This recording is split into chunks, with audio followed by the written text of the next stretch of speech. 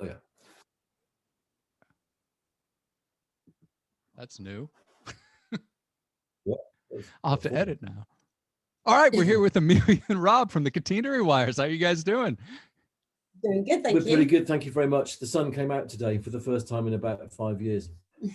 I think you traded with us because it's been raining all day. Oh, sorry. So Stole the sun. so get your gloating out now. Sorry, everybody in America. All right, so my first question, Amelia, you're an economist, right? Yes. And you guys thought it would be a good idea to start a record label.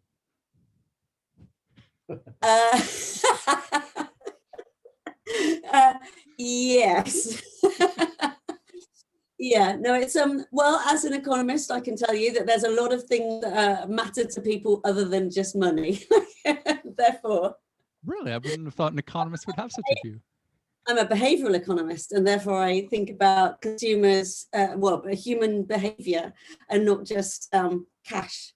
So yeah, we are exhibiting all sorts of behavioral biases in our desire to have a record label. I think the good thing about being in any kind of indie band is that it completely contradicts most of the sort of like dearly held tenets of right-wing economics. So if you're a monetarist or if you're a neocon of any kind, then the idea that you might do something for the love of it, for the art, without any sense of any likely pecuniary reward is kind of like, is in itself a kind of an affront to. Yeah, they don't understand that sort of thinking. They don't. So it's a kind of statement. Yeah, that's doing it at all. When I realised, when I finally, because we did go into it with our eyes shut a little bit, and the first single that we put out on our label, which is a Swansea Sound single, it did entirely sell out, and it did nonetheless lose money. No, it broke even. Well, if you lost a tiny bit of money. If you make 7-inch singles, then you're not going to make any money. But then the utility, which is a word that Amelia likes because she's an economist, of this was that it meant that the utility value was that the label suddenly was on the map because people had heard of the single, and so it's more likely that people will buy the hugely profitable album that will follow. It was a loss leader. Yeah, businesses do that all the time. Yeah, it charted though, right?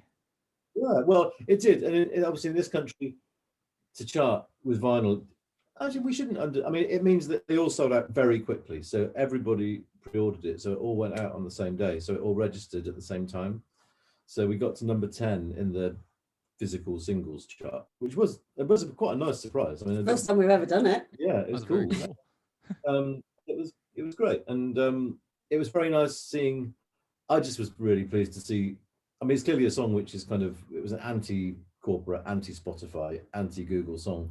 It's called Indies of the World, and there it is in number 10, Indies of the World. It was just fun to see that phrase on that list, really, amongst all the, Noel Gallagher and crap like that you'd normally expect to find in, or maybe it's his brother, one of them, some sort of turgid corporate crap. Was like we were next to that, and it was I was really pleased.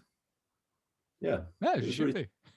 So we've only that and the first Catenary Wires single, the only things that have actually come out, but the album coming up, and we've got the Swansea Sound album being made as we speak, and then we've got a secret plan, which I can't talk about too much because I promised people I won't. We've got another thing coming out after that, which is the first thing that will involve people other than us, if you see what I mean. So so the label, we started off with ourselves as our own. We are our own guinea pigs because we thought if we messed it up, it would be less embarrassing if we messed up our own releases. If you messed up somebody else's release, it would be terrible. But we're more confident now because we didn't mess it up completely. Yeah. We're kind of getting to the point where we can think about doing other people's stuff. Yeah, more seriously though, that was serious. In terms of the economic question that you asked, it was heartfelt. What I have been doing is, as an economist, is trying to understand why it is so hard to make money in the music industry, since there are lots of people who love it and pay money, are quite happy to pay money for it. But nonetheless, it's really, really difficult unless you're a major label to make money. So I have been trying to delve into that and thinking about how streaming fits into all of that.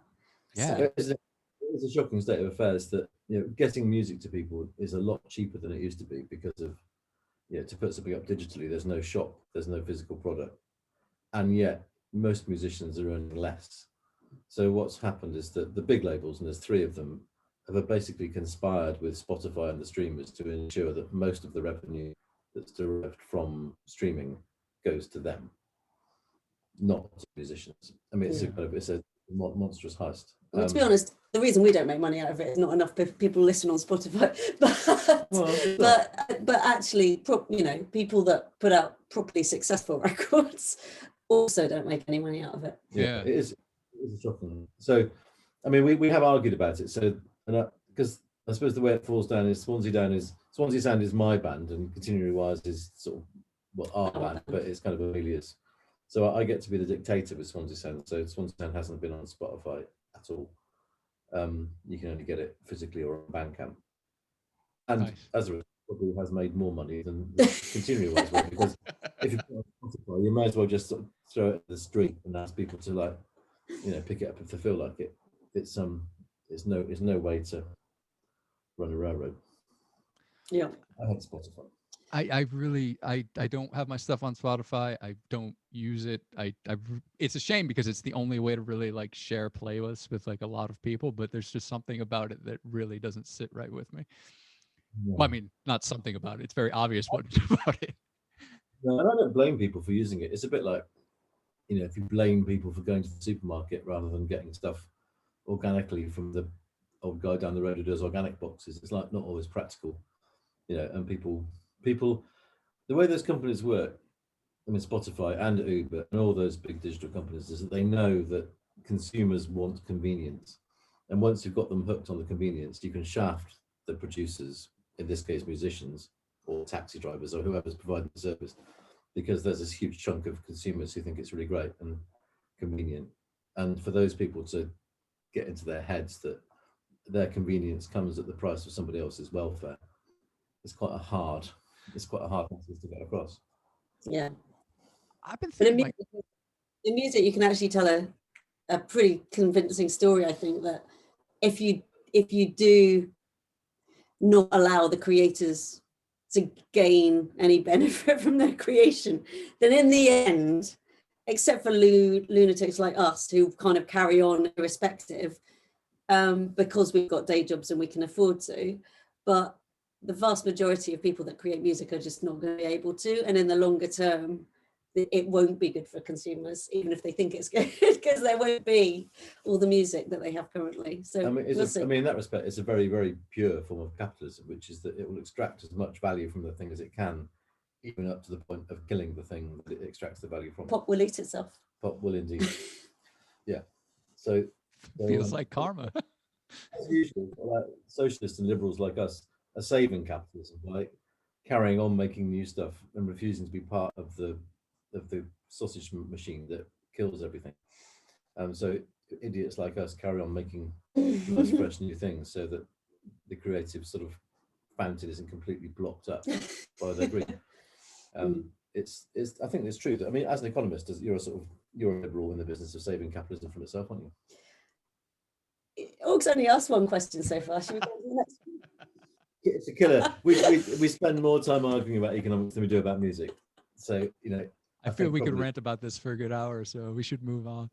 But one thing I've been thinking of is like a jukebox sort of system, instead of like a subscription model, which I get is already here and it appeals to everyone. But like in bars, people are perfectly willing to pay like £1 for like 3 songs. Like if you were to switch it over where, you know, maybe for like you get like 10, 20 songs for £1, but you have a running account instead of a monthly subscription where it's, you know, dealt out to not exactly who they've been getting plays from anyway. You'd have to restructure it completely, but that's been on my mind a lot lately, that would be a fair way of doing it. I think that's not a bad idea at all. But equally, I think the thing that, in fact, I've been arguing for, and lots of other people have been arguing for, is user-centric payment. So at least your subscription goes to who you've been listening to. Because at the moment, how it is, if you don't listen to that much music on Spotify, the vast amount of your money goes to the people that other people listen to. So, you know, if I listen to obscure indie artists on Spotify and pay my subscription, which I do, but I don't listen to that much. Actually, the vast majority of my money is going to, I don't know, whoever's big on Spotify right now, Drake or Beyonce or Olivia Rodrigo. So yes, the model is the opposite of redistributive. It kind of like it concentrates the wealth at the very top. Yeah, no, I agree. It should go directly to who made the music per the number of plays. They could actually pay a decent amount for that, which that would help.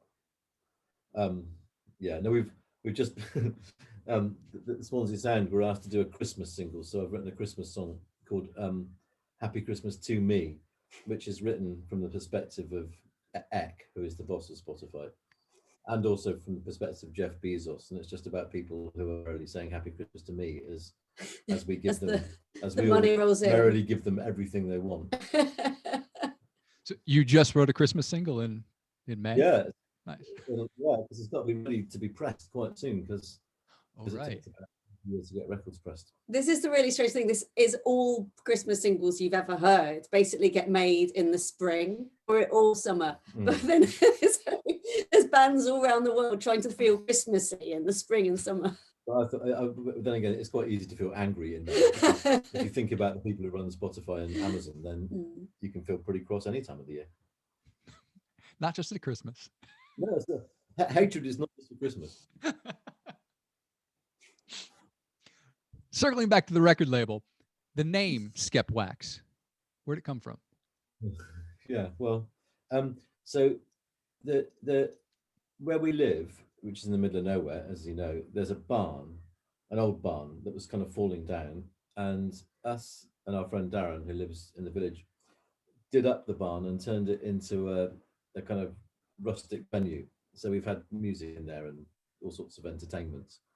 And that building got christened the Skep. And the Skep is a beehive. You know, those old wicker beehives that are shaped, classic beehive shape. Yeah. And the reason Skeps are not just that they're known for a place where you keep bees, but they're also notorious in this part of Kent because they're what were used by smugglers as a disguise so that people wouldn't see them. You put a skep over your head, 2 eye holes cut out. So they were used by smugglers to disguise themselves in the same way that terrorists might wear a mask. So that's where the word skep came from. It refers to this venue, I suppose, is what it is. And then, we like the word. And wax, obviously, is good because it's records and it's also what bees. I like that, yeah. So there you go. That is why it's called Skep Wax. Excellent. Yeah. And one day, and you should come, and there's something happening. You should come to the Skep and hear. We've played in the Skep. Darren Hayman's played in the Skep, and lots of local people, have played in the Skep as well. Nice. So an old barn with a PA in it, really. Are there bees? There are wasps, actually. There was a wasp nest. There was. We got rid of it, but that was not so great. At the moment, there are no bees. Sort of thinking that like relaxing and being entertained isn't incompatible with being pestered by, swarms of bees. Actually, the last time we went in there, because it's not been used since lockdown, basically, and I went in there last week, and there was this funny noise, and I was like, there must be a baby bird somewhere. I've got to save the baby bird. And I was wandering around trying to find this baby bird. And I just suddenly realized, because we've got this old stove in there to keep people warm in the winter, it was actually a carbon monoxide detector that was losing its battery. And it was going beep, beep. So that's all that's in there at the moment is some beeping. Yeah, like everything else, it's got to sit there unused. You get that like as a rhythm track, and then like a swarm of bees would be like a great art project. Yeah, that would work. The ambient sound of the Skep. All right, so let's get to Birling Gap, the new Catenary Wires album. Before we get to the actual songs, in the press release, you mentioned 3 great bands that I love that I want to talk about your feelings toward. First up, the Go-Betweens. Yeah. Well, I mean, well, we both really like the Go-Betweens, and they had an album called Tallulah, and we were in a band called Tallulah. Gosh, I think that the reason I never put that together before. The Go-Betweens, I think, because of all bands that I know, they managed to combine really good tunes with a high degree of literacy, unembarrassed literacy, and they could be, but they were moving. They could move you while writing about things that were specific, and sometimes things that you couldn't necessarily comprehend what they were, but they moved. And I actually often think writing about things in the third party. So oftentimes things are moving. The third person, sorry. So there's oftentimes things are moving. Because they feel so personal, but the Go-Betweens quite often don't sound that personal, but they're nonetheless moving. And I think that's the way what we were trying to do on this album. Yeah. There is a bit of personal stuff, but quite a bit of it is about. That's true, actually. Other people. That song, The Clarks, which is a brilliant portrait of other people, which is that, isn't it? That's a very moving song, and the portrait of other people's lives that they managed to put into a song. Yeah, I think that's true about the Go-Betweens. But we put the Go-Betweens in the press release, not realizing that the book was about to come out about Lindsay Morrison and all the gender aspects of the Go-Betweens, which I hadn't even thought of. But it was it kind of actually fits quite well. It's some of the thinking, some of the kind of topics on the album are not a million miles away from the themes that Tracy Thorn was exploring in that book. Yeah, I mean, obviously we're not very like the Go-Betweens really, but and also because there's the vocal duties and the writing duties are shared between us. So I think the Go-Betweens, I don't know what else to say about it really, because I think neither of us have read that book, but obviously a lot of people were talking about it because it was initially revealed as some kind of expose that sort of, but you know, the Go-Betweens were a sad band. I mean, Grant was a heroin addict. They were completely messed up.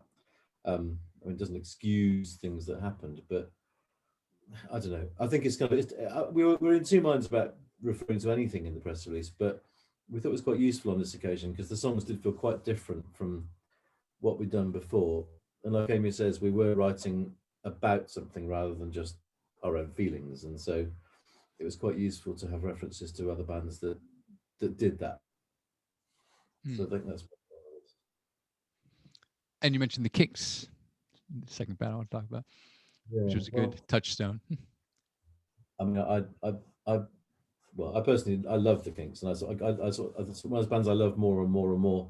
I've always liked them, but I've come to love them. But one of the particular reason why we referred to them was that as the songs that came together on the LP were clearly, a lot of them are about this country and what it's like at the moment. And one of the things I really love about the Kinks is that they could write songs that were on the edge of satiric, but he always maintained sympathy or empathy for the people he was writing about. So he didn't. So there's a song on the album called 3-Wheeled Car, which is about a couple who are kind of rather nationalistic and proud to the point of self-destruction of the country they live in. And there's a way of doing that where you could just be kind of mean and rude about people that you disagree. I mean, I don't agree with these people. I think their mindset has done this country a great deal of damage. But the idea of the song was to not treat them as, not to pillory them, but to try and sort of understand them, or to feel where they were coming from. And the Kinks are an interesting example.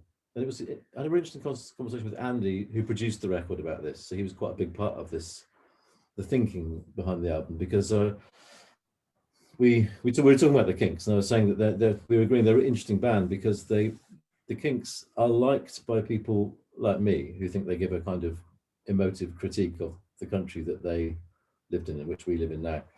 But they're also liked by people who are quite flag-waving, patriotic types. You know, so then there's two ways of reading the Kinks. Is and to people who listen to the Kinks now, but at the Jam, I think some people, the Jam are listened to. A lot of people who are quite right wing really like the Jam. It's probably a bit like Bruce Springsteen for America. Actually, Yeah. So you think the songs are written which are kind of quite subtle, and in Weller's case, quite often quite angry political songs. And I'm not a huge fan in the way that I am of the Kinks, but I admire his songwriting. And despite what clearly seems to be the message of the songs, they're embraced by people who have attitudes which are almost the same as what's being satirized, even criticized in these songs. And so that's why the Kinks is mentioned, because the way they could write about England, but also the way the English chose to consume them. Yeah, there's a more basic thing, which is actually there's quite a lot of harmonies and musical motifs that are quite Kinksy as well. Yeah. So, but they were kind of the harmonies, we always do harmonies, but they're really a lot of harmonies in this album, partly for the very simple reason that we realized that everybody in the band could sing. And I've always loved harmonies, but then now we can kind of really go to town with it. But I think also it was partly a harking back to some of those bands that really did have lots of really good harmonies. Yeah, and they did have amazing harmonies in their songs. What's your favorite Kinks album? I genuinely don't know. I mean, I don't know. I mean, I magpie about. I don't really listen to LPs in a very kind of grown-up way. I just kind of, I think I'm more likely to go, I need to hear a bit of the Kinks right now, so I'll just find whatever's available on the record shelf or on the computer. And so I'm really untidy listener, I suppose. I don't really listen to albums properly the way that I should. It's weird. I tend to get obsessed with one song. So I was obsessed with Dead End Street, and I think it's one of the songs on the album. You can probably tell you can hear it a little bit, but I just got obsessed with that song because it's so brilliant and so beautiful. So I probably listened to that about 50 times and should have listened to a lot more, but I just got obsessed with that song. The other thing is that for all our being rude about modern digital platforms, the other thing we get quite obsessed by doing is looking at old videos on YouTube. So we have looked at a lot of Kinks playing their songs, and it's just, they are brilliant. So we end up watching as much as listening. Yeah, it's true. Because it's useful because you can see obviously what you're watching is how they did it live as opposed to how it came out on record. But it's a really fascinating. You can see what they did, the way they played it was the way any 4-piece band would play, but then you can work out the kind of, you can see the working that went from the song that's on the record, all the additional vocals and all the other things. So it's quite useful research, I suppose. Yeah, we've been in lockdown. We've been doing various covers for various reasons, just covers. And actually, we've worked out that watching the performances on YouTube are by far the best way of working out. Sometimes you didn't even have any clue that things were sung by different people in the band, or it just how it all fits together.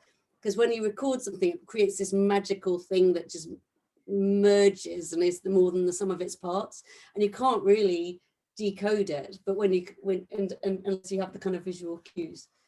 I've done that. Yeah. Have you always been that way, being more of a singles or songs guy than like a full album? Or I'm probably more so now. I think I spend more time making stuff up than listening to stuff now. Maybe because I've listened to enough. I suppose I listen to so much, and I do occasionally get a crush on a new thing.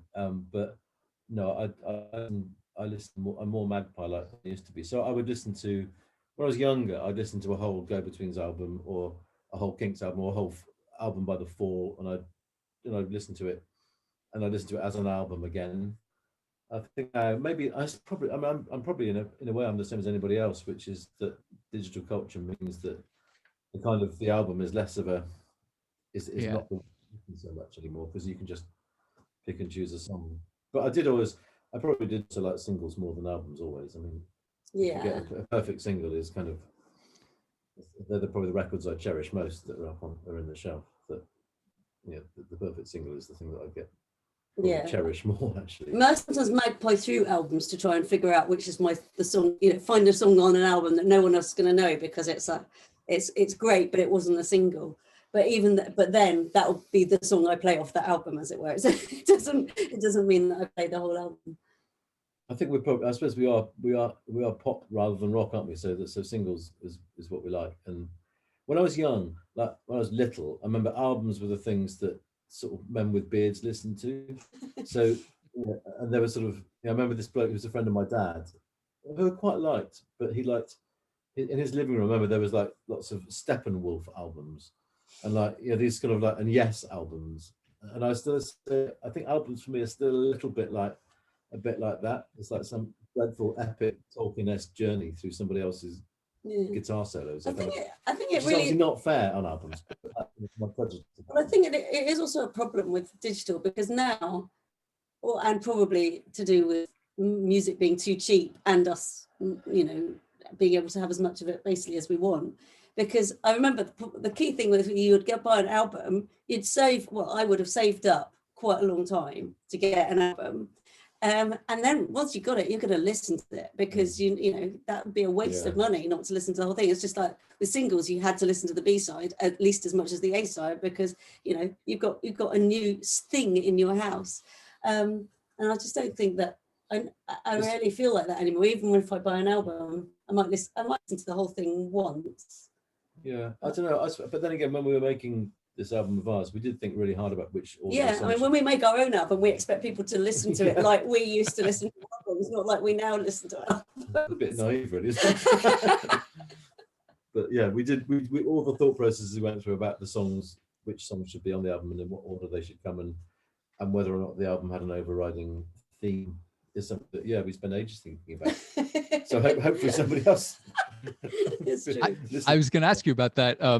With the opening track, again, with the we were talking about the vocal harmonies, they're really present on this track. And one of my questions was, what was it that made you choose "Face on the Rail Line" as the opener for the album? It seems to be the one that.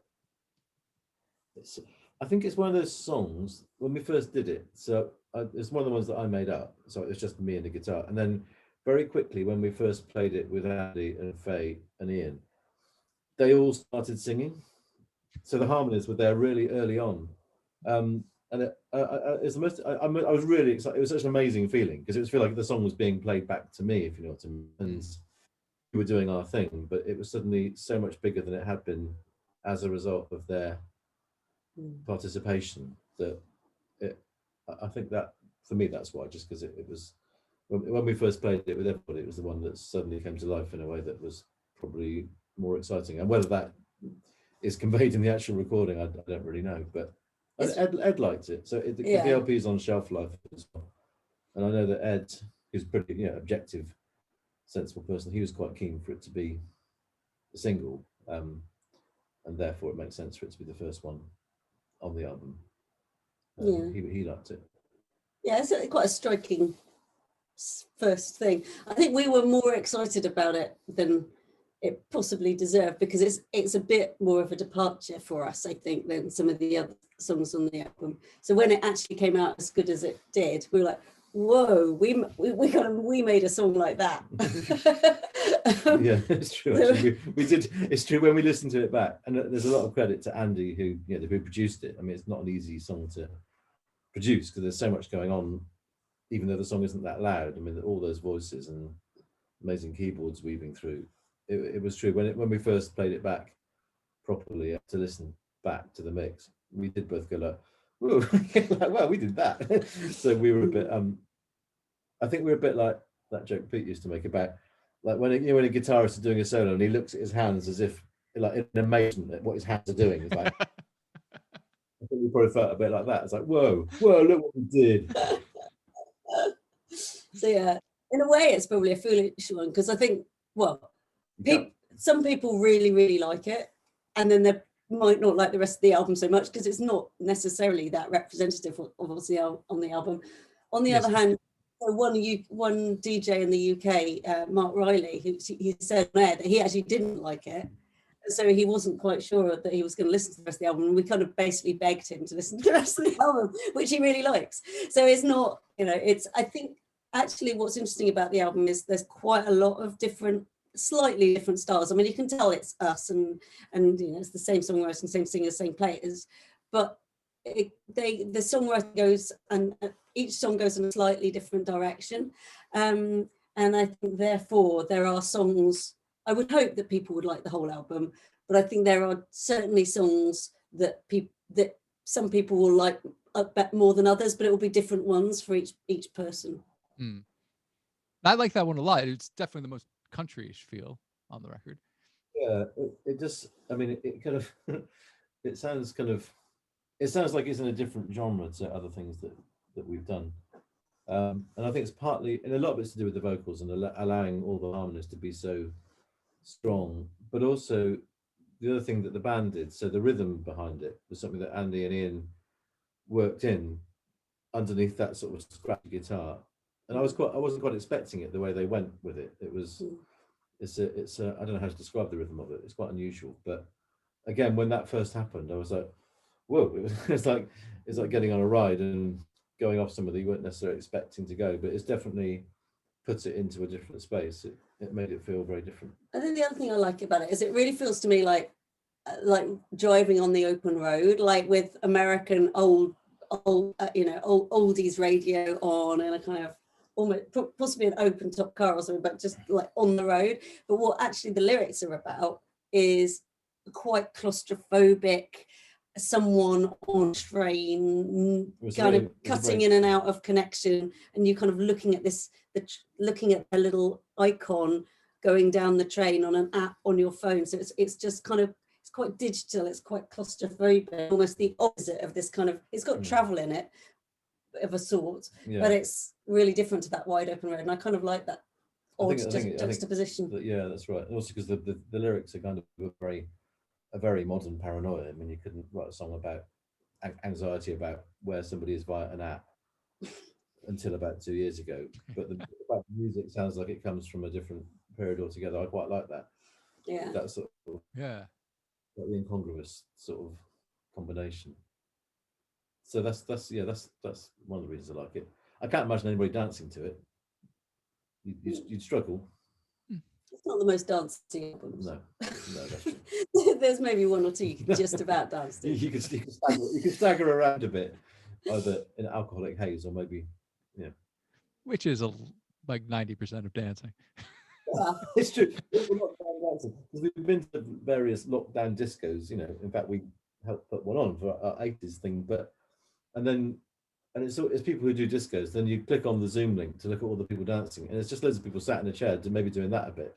Yeah. So yeah, it's probably about right for that. It's given a new meaning to the word disco actually, because online, so discos in real life, they try and make music that's danceable because that's the point. Whereas online discos, why bother? Yeah. So actually, it's just basically let's put on some music we really really like that people are going to appreciate, and it doesn't really matter if it's danceable or not. No, it's true.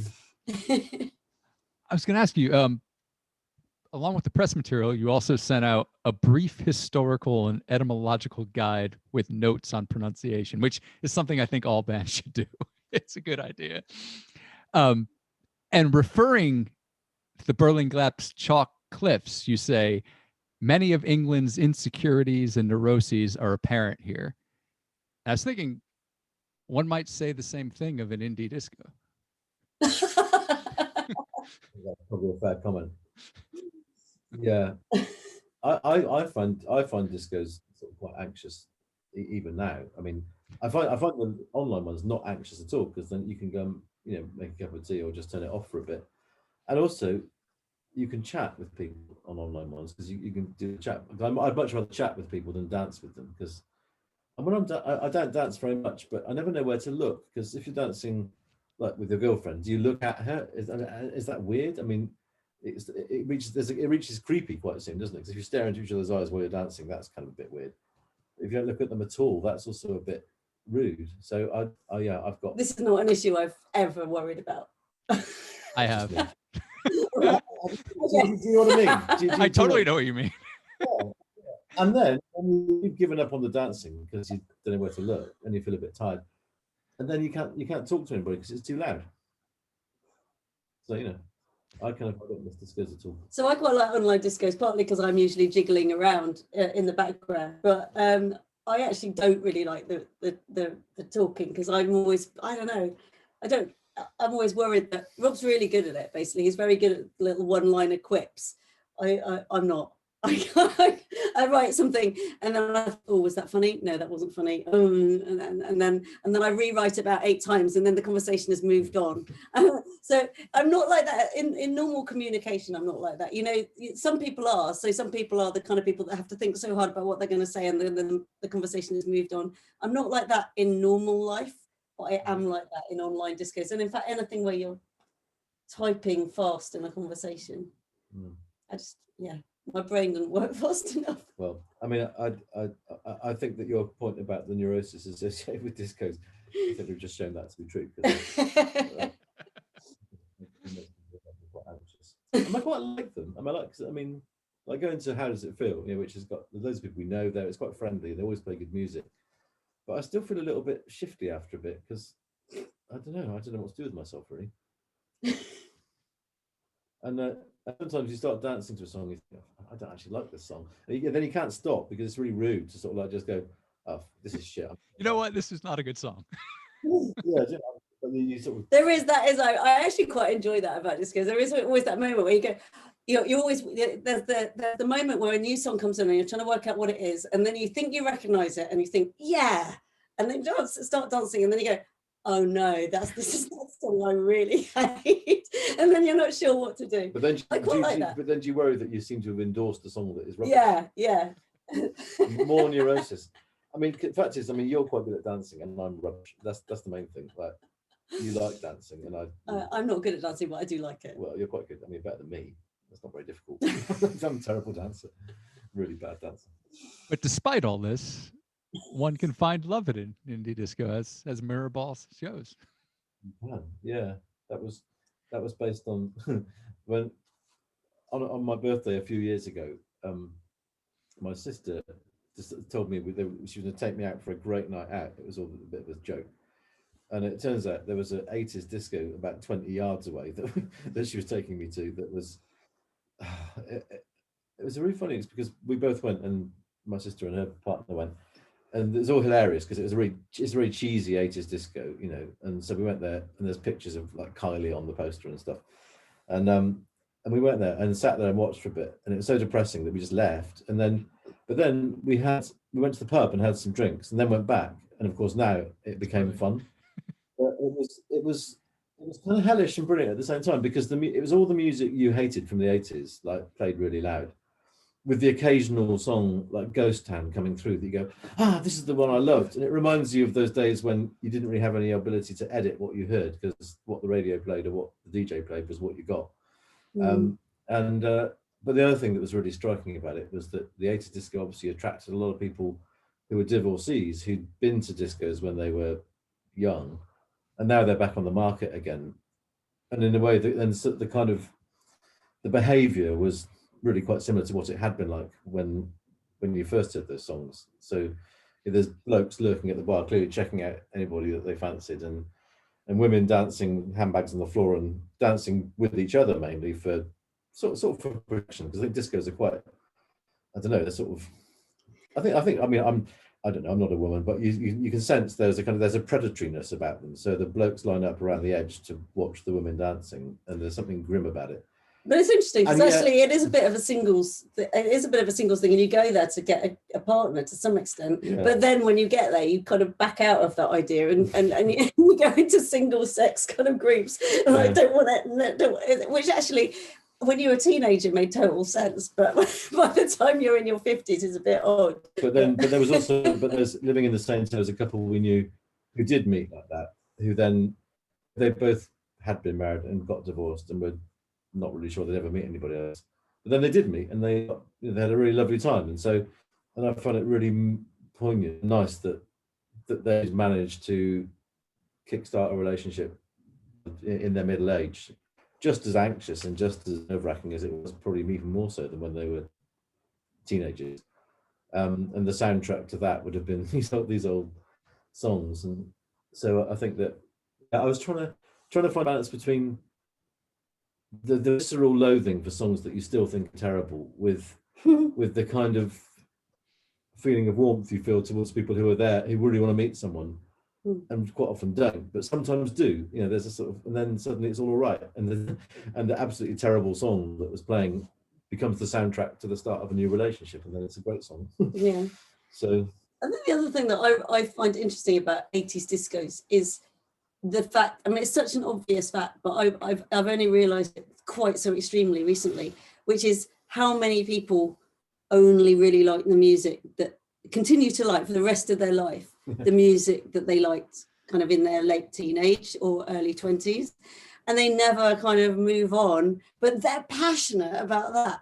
And so people go to 80s discos, you know, they love it, but it's like nothing ever happened in the 90s or the noughties. But yeah, it's yeah, we're, I guess, odd because we've stayed in music, so we've carried on liking music like that. So actually we've got friends of different ages who we can talk equally excitedly about the music that they like, if you see what I mean.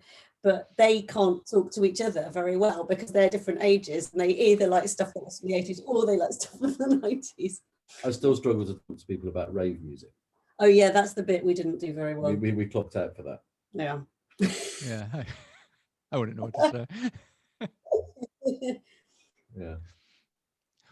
What are some of the 80s songs that you love?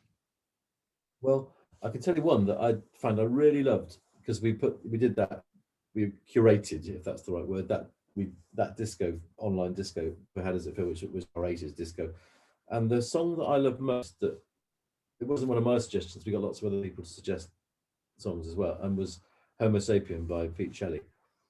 Because I'd sort of liked it at the time and I'd kind of forgotten about it. And then hearing that again, I thought, wow, that is like, it's got all the melodic power of a Buzzcock song, and it's got this kicking sort of like electric pulsing sort of beat to it. And it's a kind of really subtle but powerful gay anthem smuggled into this, you know, disco inferno. I thought that was the song that really blew me away when I heard it again. I've listened to it I've done that thing of listening to it about 20 times since as well. It became the song I had to hear all the time. I love it. Yeah, it was quite funny when we did this 80s disco to celebrate Mirrorball coming out, because we kept thinking 80s music had to be like pop music. So we were doing, which I guess it made sense because it was a disco. So we were doing, you know, Human League and Kylie Minogue and things like that. We were trying to do the good side of those things. So, you know, we did, I liked, you know, Human League. I loved the Pet Shop Boys.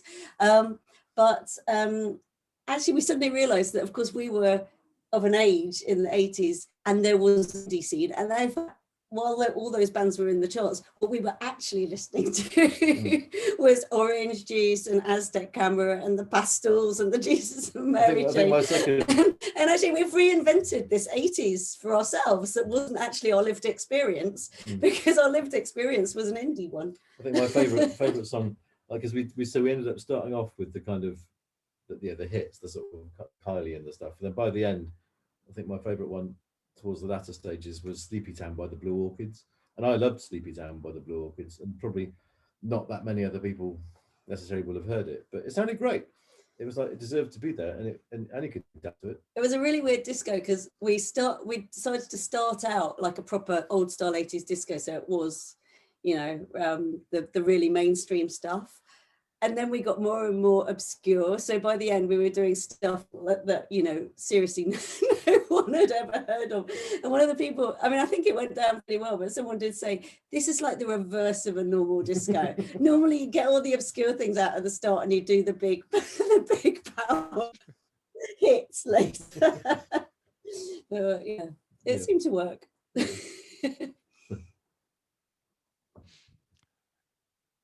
you remember the song you heard that made you fall in love with music? Oh, it's probably Yesterday Once More by the Carpenters.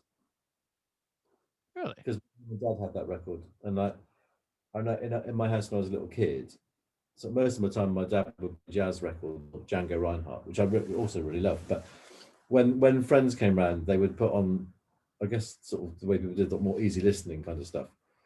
And one of the things they had now and then the Carpenters LP, I think it's now and then, a Carpenters album, and that song I found incredibly moving, and I thought it was so brilliant. I was probably about 7 or something, but I thought this is amazing. Her voice, actually. Yeah, that was the song that made me follow music. That's really interesting. So, because I was probably a similar age, I really loved the Beatles' Sgt. Pepper album, and in particular, A Day in the Life. And I knew all the words of the whole thing. I had the thing that comes out of the middle that had all the words on, so I learned the whole thing. But I don't know if music was just part of our life, so I don't know if I really loved it in the same way. I think probably the first song that I just listened to time and time again and cried and got all emotional to is probably Falling and Laughing by Orange. That was probably, I know that sounds quite late on, but that was the one where it really cemented. I was pretty into music by then, but I guess that was the one that really got me and really was like, music could mean pretty much everything to me. And that album, I actually played so much that it broke, and then I thought, shall I literally broke in half, and I thought, shall I replace it? And I actually decided not to, because I thought I would probably be psychologically better off not to have it for a while. And then when we got together, anyway, so we've now got it again. But I'm sorry, just trying to get rid of it. No, it's okay. I can manage now.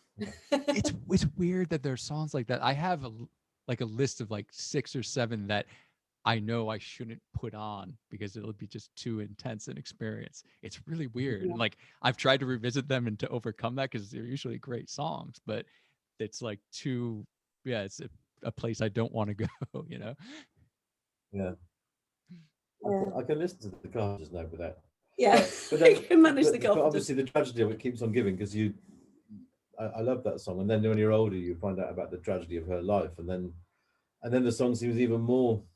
I do still find that song quite traumatic to listen to, partly because I can remember how I felt when I first heard it, and partly because now I know what was going on, what potentially was going on behind the scenes in her life when that song was being done. And it just seems tragic. This week I have been thinking to myself, though, is baby, baby, baby, baby, oh baby, the greatest lyric ever written, at least from a pop sense. Yeah, it is pretty good. Yeah, it's hard to beat. No, we're all going to start crying now.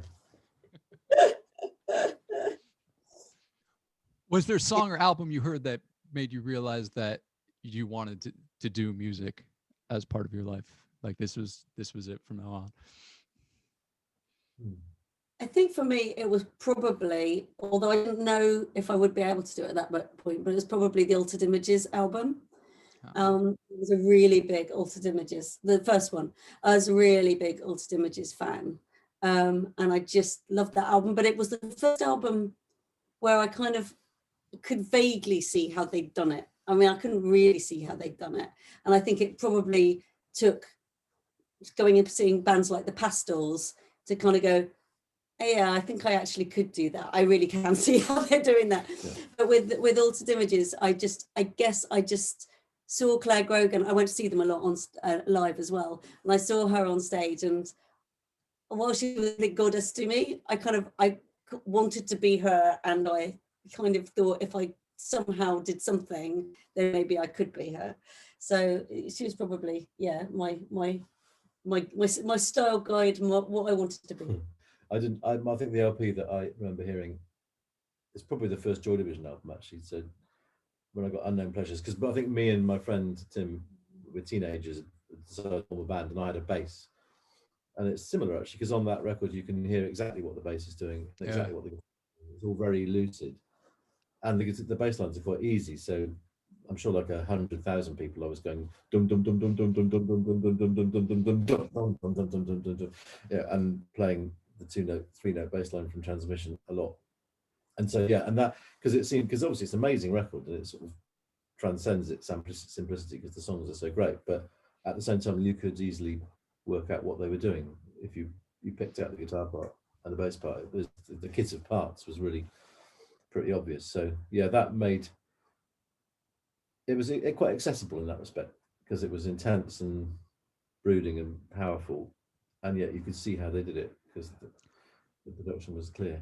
And it's Disorder is such a great bass line too. Oh, amazing. Yeah, it's fantastic. It's timeless, really. The thing that album always reminds me of, which is why maybe I don't love it quite as much as you, is that my boyfriend of the time, who was obsessed with it, decided to perform, to create a stage piece, This is so bad. which was all like mimed scenes with Joy Division music in the background. So he was at school while we were at school, and he got the school to kind of support it.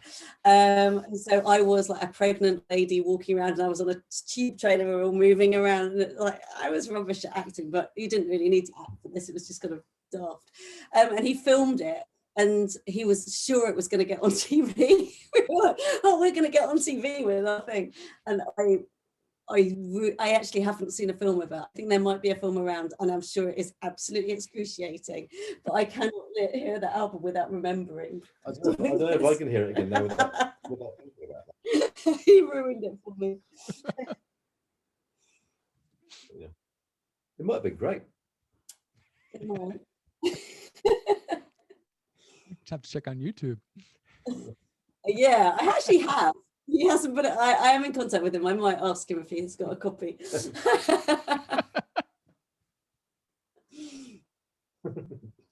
we should get to some other of the songs. So skipping around a bit. Second track, Alpine. Tell me about your feelings about the winter, because Marine Research also had Angel in the Snow. Yeah, that's true. It's true. Because the words Alpine is like a kind of, it's like a nightmarish love song, I suppose. It's about people. I suppose it's about, oh, this is going to sound a bit complicated, but it's quite an abstract lyric. But with the idea behind it, I suppose, is that if three-wheel car is the couple in three-wheel car, that's what we decided to do, because we do duets, and so on this record, rather than us being us or versions of us, we are other people completely. So in three-wheel car, we're a kind of couple who are patriots of a certain kind, who love England and want to talk about how much they love England, to the exclusion of all else. And in Alpine, I suppose the LP was written when the Brexit debate was going on. So the country was splitting into quite tribal factions, those who were all for leaving the EU and all those who wanted to stay in Europe. And the tone of voice of both sides was kind of pretty grim at times. So the Leavers became xenophobic and would sometimes racist, and small-minded, and Remainers would become patronising and complacent.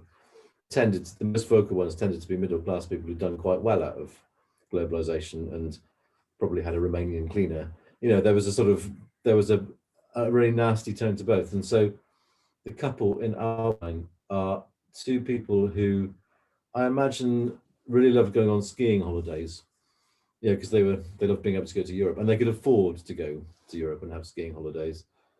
Their relationship ends up being nothing more than a kind of frozen image on a mountainside, where I imagine they've fallen off their skis and got covered in snow and died.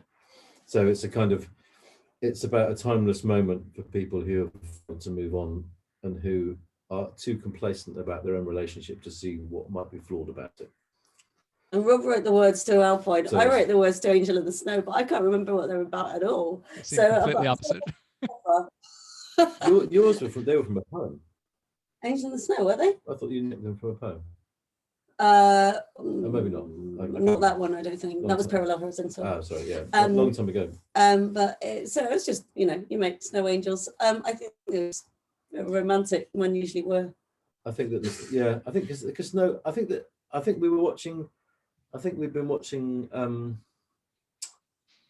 Is it The Omen that starts with the ice? There's the terrible scene of the trapped under the ice. And I think Omen 3, I think. Maybe Omen 3. Anyway, there's something beautiful and terrifying about snowy, icy landscapes, because they're perfect, but they're also, that you get stuck in them or you might freeze to death in them. I kind of think they're really ambivalent. Yeah, it's true. I also in general I like winter. Sorry, I don't like winter. I'm a very summer person, but I do like snow. So I think maybe that's the snow is the one good thing about the winter. It's kind of, it has the benefit of, and that's why you write Christmas songs. Yeah. In July. Snow's good because it's the time when you're a kid when you just can't go to school because the bus can't get through the snow. So the snow is like a blessing because it brings everything to a grinding halt. Yeah. And I remember really appreciating the snow when I was a kid because if the bus can't get to you, then you don't have to go to school. You just play in the snow. It's basically, we used one day of what we now have all the time from the pandemic, but when we got just one day of it occasionally where we couldn't go anywhere or do anything, it was really exciting. It's got a bit boring now. You mentioned Grinding Halt, and the other band I was going to ask you about, mentioned in the press release, is The Cure. Oh yeah, that was a band that I listened to whole albums of a lot. I was a huge Cure fan and went and saw them everywhere. But we only mentioned them because they did that video. I don't think the album has a lot of similarity to The Cure more generally.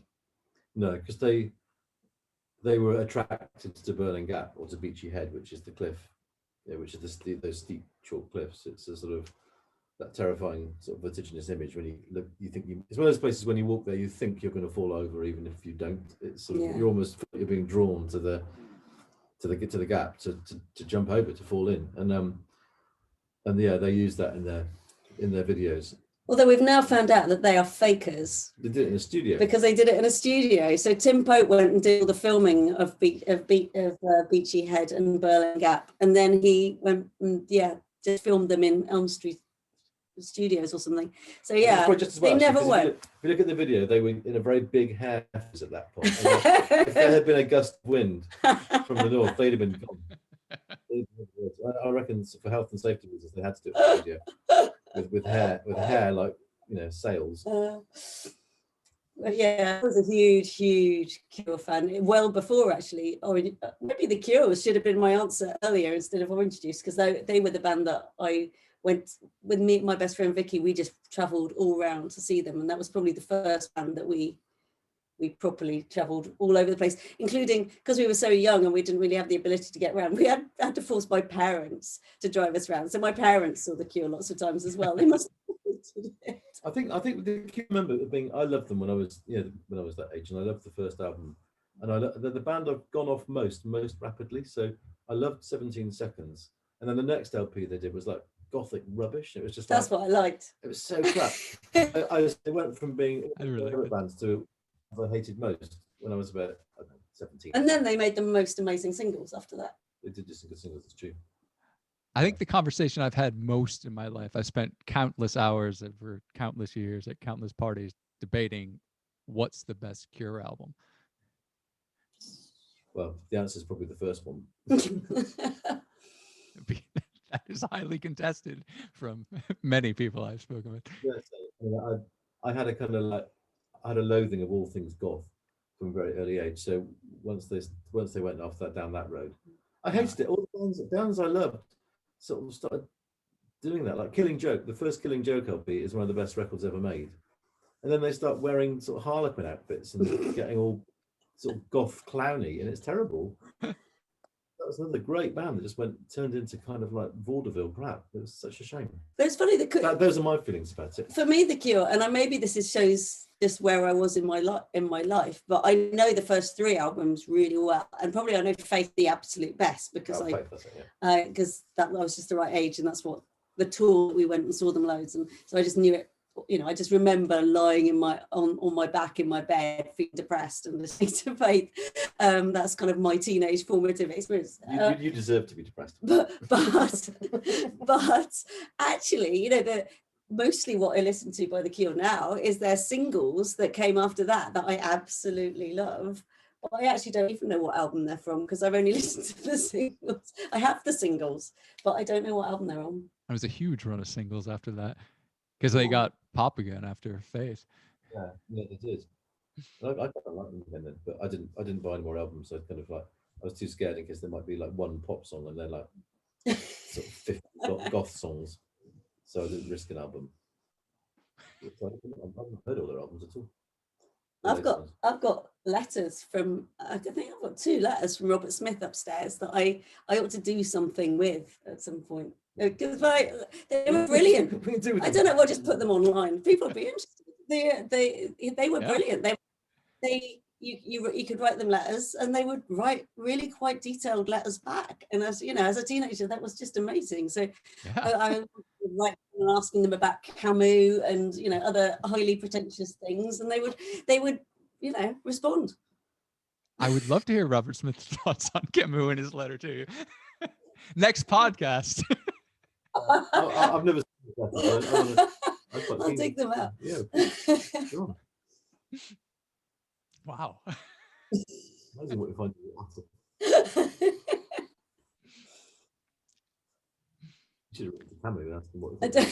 I don't think Camus was doing a lot of listening to The Cure at that time. You should have asked him what he thought of The Cure.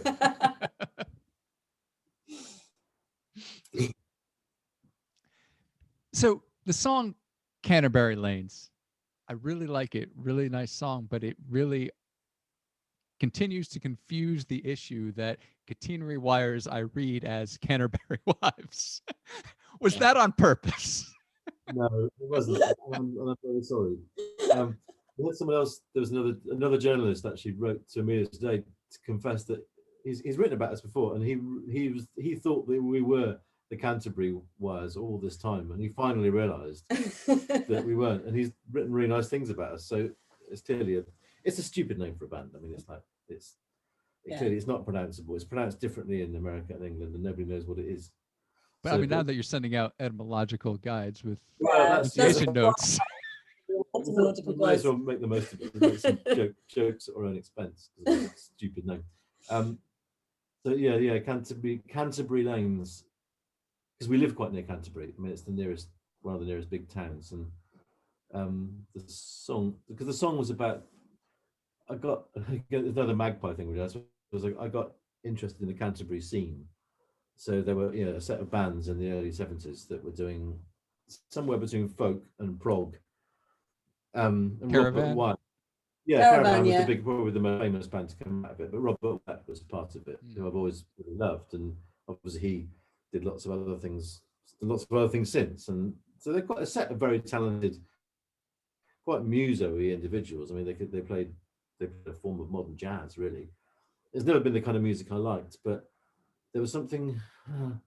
When you go to Canterbury now, it's a beautiful town with a cathedral, but it's completely dead as far as music's concerned, or it appears to be. There's no gigs, and it's weird that this town, for a brief period in the 70s, hosted this, incredibly productive and politically idealistic. And it's kind of the song was about trying to imagine or reimagine the kind of idealism that they would have felt doing what they were doing in the 70s, and then the strange things that happened, how strange punk would have been to them, because I was into punk and I was into new wave stuff, and so I hated all that stuff like you had to, and so to go and make yourself listen to Caravan now is a bit of an effort, because it's the sort of music you were against. You were sort of a tribal youth, and you were. Andy bought us an album of that music. While we were making this album, Andy forced us. It's really good, and it's a very great compilation, because it's a whole set. It's very diverse, but it's all from that period, that pre-punk period, that sort of before our time, and we would have thought of as a sort of prehistory to be junked, when we were sort of like new wave punky people. And see, it's an album put together by Bob Stanley from St. Etienne. He's obviously kind of rediscovered that era as well. So so it's a kind of so that's what it's about. It's a couple again. So it's not about any particular band, but two people who would have been in one of these bands as partners. They were singing and playing gigs around Europe, and then it all fell apart. And so it's about various things falling apart, other than just the band. And about nostalgia and what might have been, and those sorts of things. And also, it's a kind of strange city because it is so dominated by the cathedral. It's the capital of Christianity in England. So the bells and the architectural beauty can give you a kind of a slightly hazy, unrealistic sense of what the world's like, because it's But that's also probably why there's no decent music scene there, because it's incredibly controlled by the church, and you know they have noise. I quite like. Oh, I've never thought about it before, but I think basically I think that is a city where anything new and vibrant has been destroyed by religion, essentially. Well, it is. I mean, it is dominated by the church, which makes it beautiful architecturally. Yeah, they hit those bells pretty hard when they ring them, so it's kind of there's a passion of a sort. There are always bells ringing in Canterbury. There's really great music in the cathedral if you like classical music that you would play in a cathedral. Yeah. I like the bells on the track. Yeah, that's true. It's very nice. Got the bells in. Yeah, that was nice. So yeah, it's just a little sort of vignette of part of the English history and English music history that was very potent for a while and then just sort of vanished. Although somebody told me there's about to be, again, another journalist guy I was talking to said that the Caravan, they're planning on re-releasing a 37 album box set. What? They did 37 albums. How big is that? So maybe the time's come again. Maybe I think people are a bit more into it. You know what? With lockdown, and people are buying books by the yard to put on their bookshelves behind them for their background on Zoom. So maybe Caravan think that they can sell albums by the yard. Well, that's a lot. There's a lot albums by the yard. It makes you realise where it takes so pretty long to get records pressed. It's Caravan. It's taken up the entire pressing plant. Tons and tons of reissues coming out on vinyl for people who've probably already got it. So yeah. So I'm glad you like the song though. It's a slightly eccentric song really, but I'm glad you like it. My two favorites are the last two. Are they? Yes. I can't remember what they are. Overview effect. Like the Rain and Overview Effect. Like the Rain. I really like the chorus of Like the Rain and the overall sparseness of the song. Yeah. That was. I think I'd sort of give some credit to Andy, producer Andy, for that, because we on this album for the first time we had the full band playing right from the get-go. So, but we managed to avoid doing what you end up doing, which is having all the band playing all the time when you've got everybody. So we kept a lot of space in it, and there's quite a spindly little guitar that just about holds it together. It could have been bolstered by more architectural things, but it's just about enough to keep it sort of suspended there, and he did that quite skillfully. It's quite a hard thing to do, I think, production-wise, to make a song work like that without having. I think we were also with Like the Rain. So Overview Effect is kind of, I guess, a more standard indie song, but the Like the Rain, I think that was quite folky sounding for us, and I think there's quite a few. I said on the album is quite various in terms of its approach, and I think that was a particular one where we decided to go as far as we could, as far as we were comfortable in this particular direction, but we weren't entirely comfortable. So I quite like the fact that you know, if you were really comfortable with being a folk band, you'd just make a folk song, but we're not comfortable, so that's the result of that kind of tension. I guess that is good, because the song is about discomfort it's about people who've happily listened to that kind of music for so long and suddenly realized that while they were sitting around listening to that stuff and loving it, the world's kind of decayed around them. And I think that people who listen to certain kinds of music are guilty of, and I'm the same. I mean, it makes you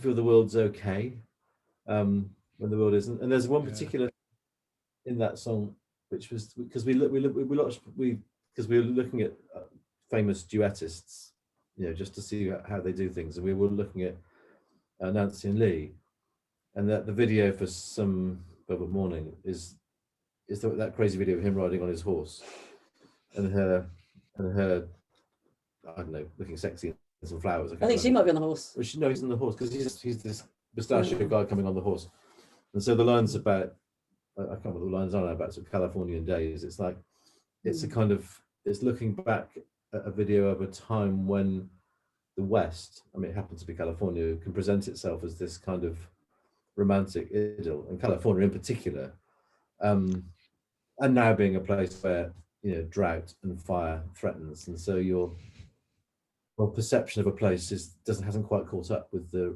reality of what actually is going on. Yeah, and also obviously California becomes a digital centre as well, which is not kind of what you think when you think of California. You think of beaches and Beach Boys, things like the Beach Boys and stuff. You don't think of well, now you do think of like Silicon Valley, but you would never in the 60s. That your 60s idea of California is really different. So it feels like a place that, and in California is only typical of the Western wilderness. So it trades off of a version of kind of an idealistic liberty, where you can do beautiful things, ride stallions on beaches and grow your moustache as copious as you like, and there's nothing really to worry about. And now, I don't know. I mean, obviously there were things to worry about, but I suppose both of those songs actually are about the environment. I mean, it sounds a bit that's boring, what I was going to say. They are both about people trying to work out how to cope with certain knowledge that the world in which they live is in trouble. Yeah, because the whole album is kind of about things falling apart a bit, but those two, are specifically about, the destruction that we are, that we're not paying due attention to. So the overview effect is what astronauts are said to feel when they look back at the Earth from space, and see it as a kind of beautiful but actually quite delicate thing just hanging there.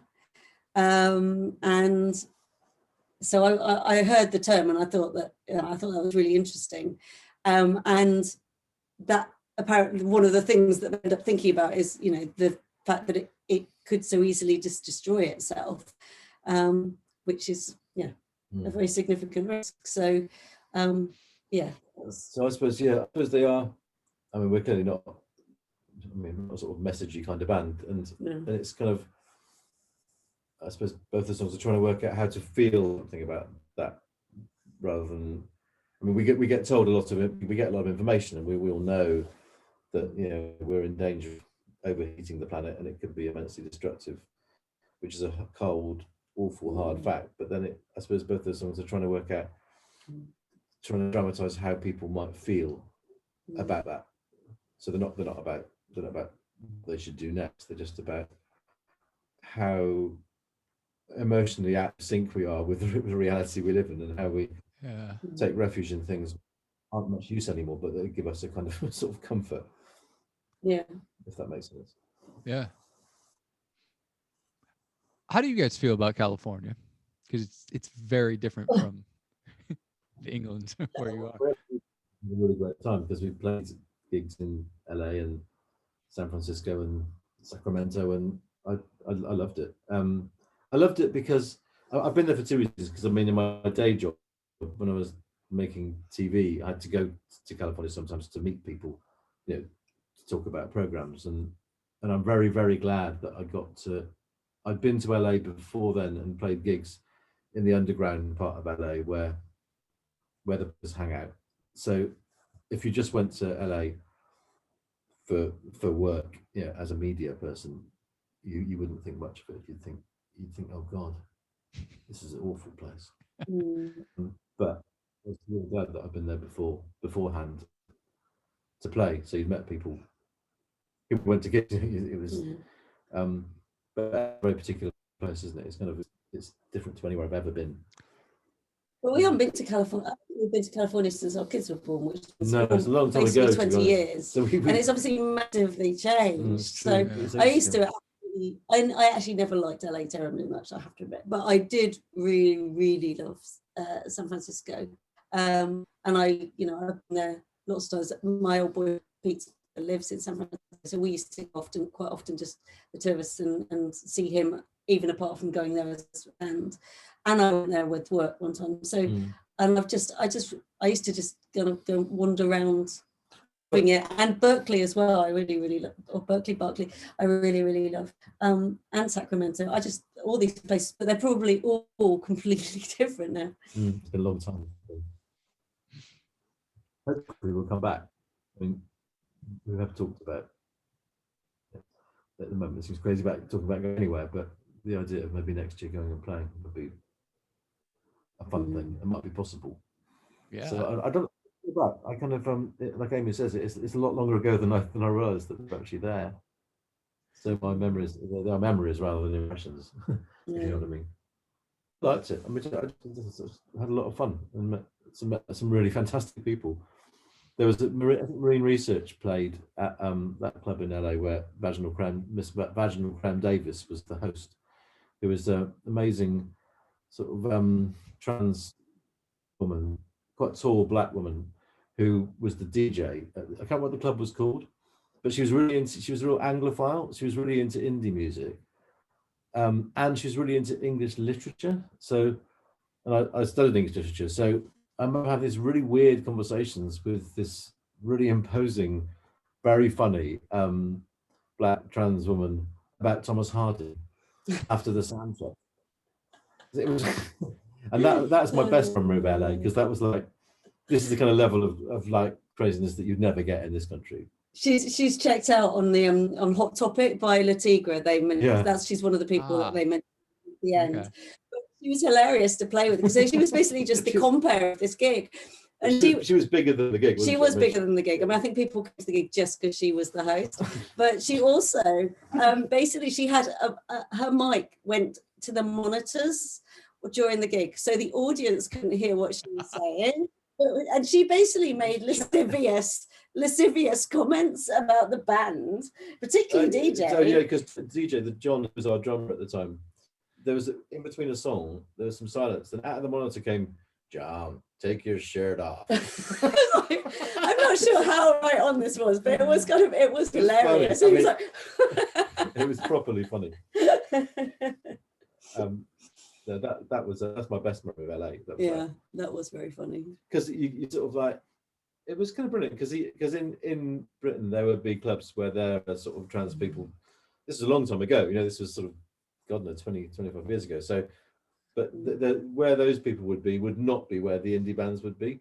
Because indie band venues are kind of, it's full of shy people, not sort of like really sort of flamboyant trans people. And but in this club, they were all in the same place. It felt, I don't know if that says anything about LA, but it felt like it said something pretty good. That's how it felt. I mean, that was it's funny, isn't it? I think she was probably a bit unique, to be honest. Yeah, no, I've never met anybody like her. But it's because you have your fleeting impressions, they become your impressions of the entire place. But that's my one. It's funny because one of our favourite memories of Sacramento was playing in someone's basement with Tiger Strap when they were playing in roller skates, and actually then couldn't do their pedals because they had roller skates on, which they hadn't envisaged. So me and Kathy had to lie at the front of the stage, and they basically had to nod at us when we wanted to do like that. And so that's my memory of Sacramento mostly, is that lying in the front of someone's basement, putting a pedal on and off. But it was brilliant fun. So I just think Sacramento is a great place.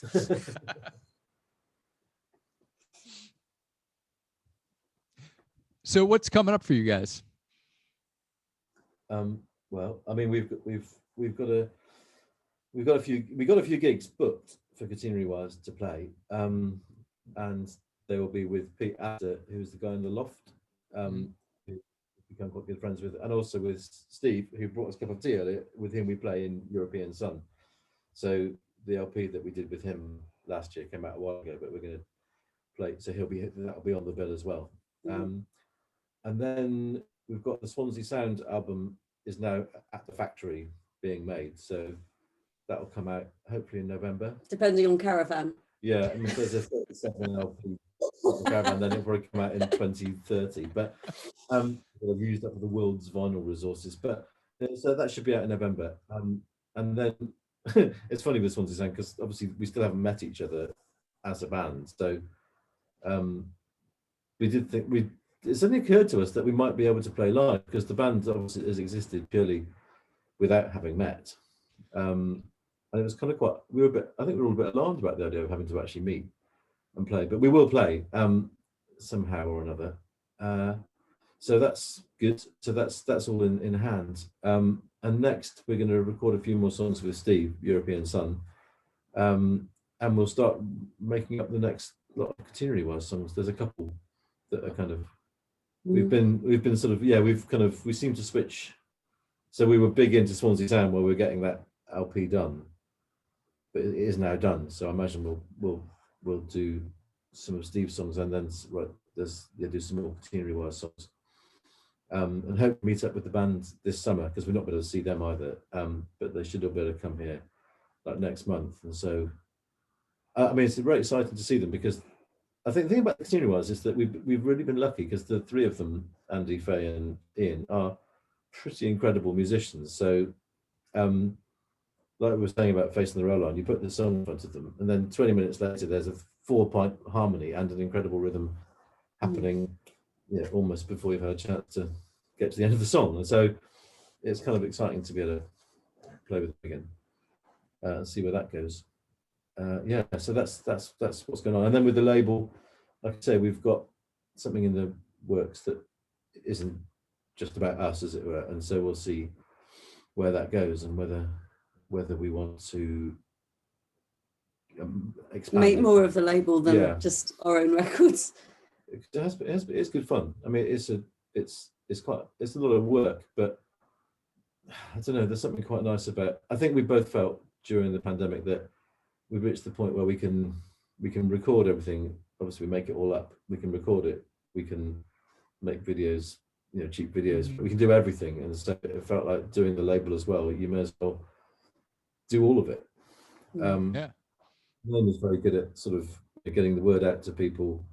And I'm quite good at writing funny press releases. So between us, we can do it, and it seems like a logical thing to do all of it because it all flows into everything, flows into everything else. And I love the fact you can be playful with a label. So because if you're in charge of how things come out, then you can do something quite interesting. The next Swansea Sound thing will actually be a single. So Swansea Sound, we've got a song called Swansea Sound, which is about the radio station Swansea Sound, which was where we got our name from, which was the local station that closed down. Twist there. The 1st of September is the anniversary of its closing, and the song is about the DJ going in for his last day of work at a radio station that won't exist the next day. So we're going to put the single out on the 1st of September, and hopefully try and put together an online radio, a COD radio thing with Podcast. But also we've got the woman who designs all the stuff on the sound is a really brilliant artist called Catherine Saran. She also sings. So the single will have the version you'd expect on one side, but a Welsh language version sung by her on the other side. She's a Welsh speaker and a good singer, so it'll be a bilingual cassette single of the same song. The main thing in the way of that at the moment is that I've done the backing vocals to the A side, but I've now got to try and do the backing vocals to the B side in Welsh. And I have to admit, I'm a bit like a horse bridling at this. I just know I'm going to mess it up. It's a really, it's for an English speaker, Welsh is really difficult. It's much harder to do than French or Spanish. And when I mess it up, it's going to probably be offensive, or they'll just laugh at me. Hopefully, they'll just laugh at me. Yeah. But you got that double L. That sounds like the angry goose. I've always told that sound. It's phonetically really different. I mean, it's only a few words Amy's got to sing, but it is. Yeah, it's not the easiest thing in the world. But okay. It's going to be fun to try. Of course. So there'll be a bilingual single. On the 1st of September to bilingual single has a nice ring to it. It does. Now you say it. Bilingual single, and it will be cassette. Apart from anything else, because if we tried to get a vinyl thing made now, we wouldn't get it ready until Caravan are through. Until Caravan are through with their solos again. And but that's cool because you can. I mean, obviously you can do it on Bandcamp, so people can get it digitally. It doesn't really matter in some ways what the physical thing is because people can access it as a download. My friend's band in Brooklyn, Vis en Vis, they they just put out a cassette, but they're selling it with a pink Walkman on Bandcamp. So if you don't have the means to listen to it, you can buy the means as well, which I really like. Buy a Walkman about that. Do they cost much? It was $30 for the whole thing with the Walkman, and $5 for the tape. That's like. Are they new Walkman or old Walkman? I didn't even know they were making them now. I think they're new. I mean, they had them specially done pink. People are listening. People are doing that. Maybe. Oh, I want a Walkman. That's quite cool. That is quite a cool idea. That's brilliant. Yeah. Got ideas now. Thinking no, we can't nick their idea, but it's a very good idea. Yeah. So that's what will happen, I guess, after this album's done. Yep. And Birling Gap is out on June the 18th. June 18th. June the 18th. And so yeah, for America, if you're in America, it's on Shelf Life, and over here and everywhere else, it's on Skep Wax, and it's on a really nice white sea foamy vinyl. This was Ed. The sleeve is designed. Well, I took the picture, but Ed from Shelf Life designed the sleeve rather brilliantly, I think, and he was very keen that we chose the vinyl color that matched the color of the foam on the waves, and so that is what we've got. Sea foam vinyl, AKA white. yeah, so white. Yeah, dirty white. Think sea foam. Excellent. It was great to talk to you guys again, and I'm sure we'll be speaking. Very nice to see you. And we'll do the cribbage thing. Oh yeah, listeners. Actually, we shouldn't tell them about our All Cribbage podcast. Well, no, it's not a bit irrelevant, but, you know, it's not to be forgotten. Yeah.